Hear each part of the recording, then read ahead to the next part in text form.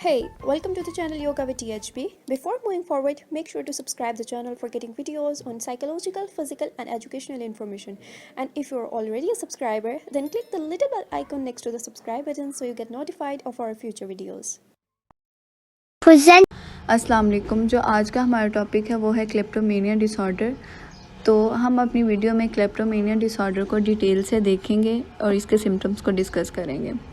तो सबसे पहले मैं आपको बता देती हूँ कि क्लेप्टोमेनिया डिसऑर्डर होता क्या है। क्लेप्टोमेनिया डिसऑर्डर जो है वो बेसिकली एक इम्पल्स कंट्रोल डिसऑर्डर है।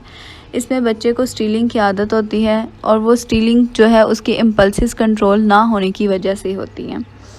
इसमें बच्चा जो है वो किसी की चीज़ चुराता है बग़ैर उसकी परमिशन के, और वो चीज़ चुरा के वो अपने पास सेव रख लेता है या फिर किसी को दे देता है। यानी ये जो चोरी करता है ये अपनी पर्सनल गेन के लिए चोरी नहीं करता, यानी उसका अपनी इम्पल्सिस पे कंट्रोल नहीं रहता। उसमें चोरी करने की एक अरीज आती है और वो उस अरीज को कंप्लीट करने के लिए या फुलफ़िल करने के लिए वो ये चोरी करता है। और जब तक वो चोरी नहीं कर लेता उसमें वो एंजाइटी का जो लेवल है वो बहुत ज़्यादा हाई हो जाता है, और जब वो चोरी कर लेता है तो वो बहुत ज़्यादा प्लेयर फील करता है, और वो अपने आप को प्लेयर फील करवाने के लिए वो बेसिकली स्टीलिंग करता है। इसकी एग्जांपल इस तरह से है कि एक बच्चा है, उसके पास बहुत महंगा सेलफ़ोन है, यानी आप लगा लें कि उसके पास आईफोन है और उसके दोस्त के पास एंड्रॉयड का कोई भी या नोकिया का कोई भी छोटा सा फ़ोन है। तो अगर उसमें वो को अरीज आ गई है कि मैंने ये चीज़ चुरानी है या मतलब मैंने ये लेना है फ़ोन, इवन कि वो अफोर्ड भी कर सकता है लेकिन फिर भी वो चीज़ लेता है, तो उसको लेके अपने पास सेव रख लेगा। So the first scenario is कि क्लिप्टोमेनिया की जो पेशेंट हैं वो अपनी दोस्त के साथ कैफेटेरिया जाती हैं और वहाँ पे स्ट्रॉज को देख के उनके माइंड में एक इम्पल्स एक्टिवेट हो जाती है जो उनमें अर्ज को पैदा कर देती है कि वो उन स्ट्रॉज को जो है वो स्टील करें। हर चीज़ से वो अपना ध्यान को हटा के तो वो स्टीलिंग की तरफ उनका ध्यान चला गया कि वो बस किसी तरह से उन स्ट्रॉज को स्टील कर सके। जिस तरह की ये जो एक चीज़ है ये बिल्कुल एक अननेसेसरी है, बिल्कुल भी किसी काम की नहीं है, उसके यूज़ की नहीं है, लेकिन फिर भी उसके माइंड में एक अर्ज एक्टिवेट हो गई है कि वो स्टील करें।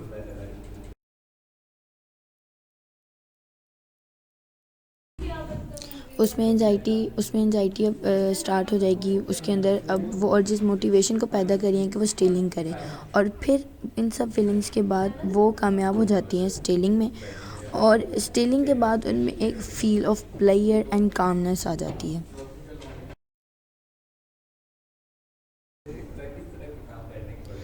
सेकंड सिनेरियो में ये दिखाया गया है कि नॉर्मली सब अपना काम कर रहे हैं और इनमें एक ऐसा भी बैठा हुआ है जिसको जो क्लिप्टोमेनिया का पेशेंट है, तो उसके पास खुद एक बहुत अच्छे वाला इम्पोर्टेड किस्म का पेन है, लेकिन सारे जब काम कर रहे हैं तो उसकी अचानक से नज़र जो है वो एक मार्कर पे, एक मामूली से मार्कर पे चली जाती है। वो मार्कर जो इसके यूज़ का भी नहीं है या इसको उसकी ज़रूरत भी नहीं है, लेकिन जिस तरह से उसने मार्कर को देखा है उसके माइंड में जो एक अर्ज है वो पैदा हो गई है। अब वो हर कोशिश करेगी कि वो इस पेन को जब वो स्टील कर सके, और इसको स्टीलिंग के लिए उसमें एंजाइटी, डिप्रेशन, ये सब कुछ बढ़ता जाएगा।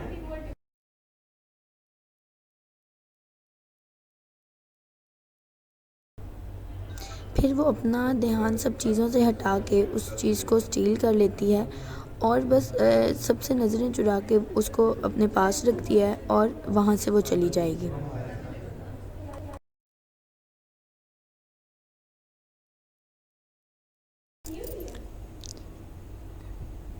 इसी तरह से थर्ड सिनेरियो में भी यही दिखाया गया है कि ऑफिस वर्क में सब अपना अपना काम कर रहे हैं और वहाँ पे ऑफिस का एक एम्प्लॉय है जो कि क्लिप्टोमेनिया का पेशेंट है, और जिस तरह से ही वो आता है और अपने ऑफिस का काम कर रहा होता है तो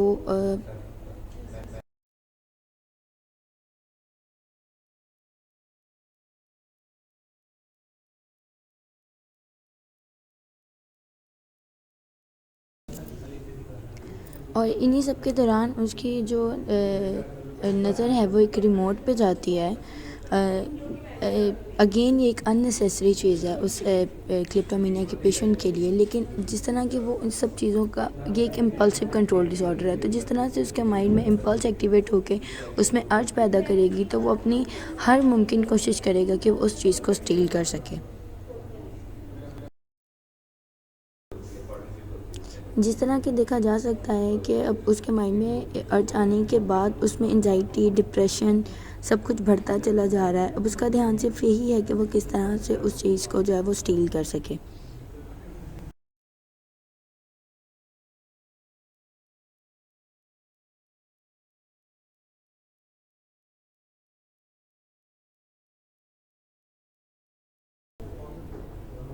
बार बार बस उसकी कोशिश और उसका ध्यान इसी तरफ है कि वो उसको स्टील कर सके। अब उसमें एंजाइटी और डिप्रेशन बढ़ता चला जा रहा है, उसको और कुछ भी समझ नहीं आ रहा है, उसका ध्यान सिर्फ स्टीलिंग की तरफ ही है कि वो उस चीज़ को स्टील कर सके।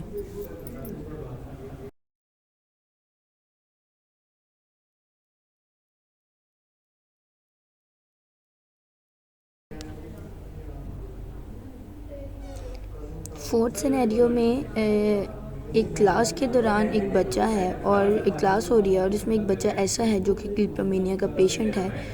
तो क्लास के दौरान उसकी नज़र उसके पास जो मोबाइल है वो अच्छा है, लेकिन उसकी नज़र एक दूसरे मोबाइल पे पड़ जाती है जो उसको चाहिए नहीं, लेकिन उसके माइंड में जब कि अर्ज आ गई है कि उसको उस मोबाइल को स्टील करना है, तो अब वो हर चीज़ से वो अपना ध्यान हटा के कोशिश करेगा कि वो हर तरह से उसको बस स्टील कर सके।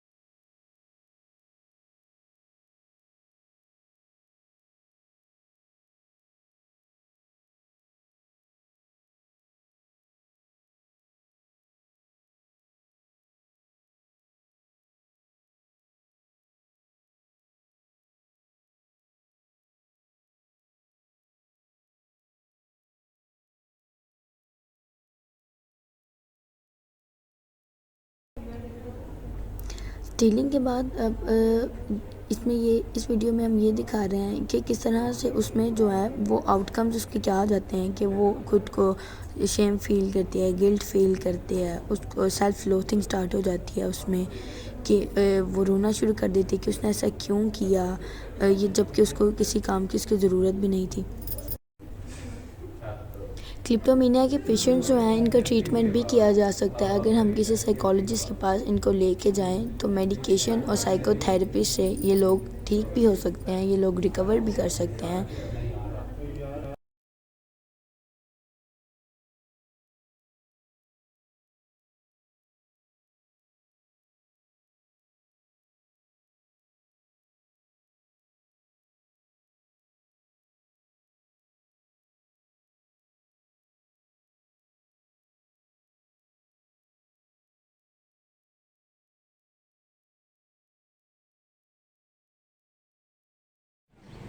इस वीडियो में हमने क्लिप्टोमेनिया डिसऑर्डर के कुछ सिम्टम्स बताए हैं, यानी कि जो इंडिविजुअल इस डिसऑर्डर से सफ़र कर रहा है, एक्चुअल में उसके लाइफ में क्या क्या हर्डल्स आती हैं, उसको क्या कुछ फेस करना पड़ता है। हमारा ये वीडियो बनाने का मकसद सिर्फ इतना है कि हम अपने सराउंडिंग्स में ये अवेयरनेस दे सकें कि हमारे इर्द गिर्द कोई भी क्लिप्टोमेनिया पेशेंट है या कोई भी इस तरह का इंडिविजुअल है जो इस डिसऑर्डर से सफ़र कर रहा है, हम उसको साइकोलॉजिस्ट के पास लेकर जाएँ ताकि वो मतलब उसको जल्द से जल्द ठीक कर सके और वो अपनी एक अच्छी ज़िंदगी गुजार सकें। ये एक मेंटल इलनेस है, कुछ लोग इसको क्राइम के साथ रिलेट कर देते हैं जबकि ये क्राइम नहीं है। हमारा ये फ़र्ज़ बनता है कि हम अपने सराउंडिंग में जितने भी इस तरह के क्लिप्टोमेनिया पेशेंट्स हैं हम उनको मतलब इतनी अवेयरनेस दें लोगों को ताकि वो इनको साइकोलॉजिस्ट के पास लेकर जाएं और ये लोग जल्द से जल्द क्योर हों और अपनी नॉर्मल लाइफ की तरफ आ सकें। Thank you so much.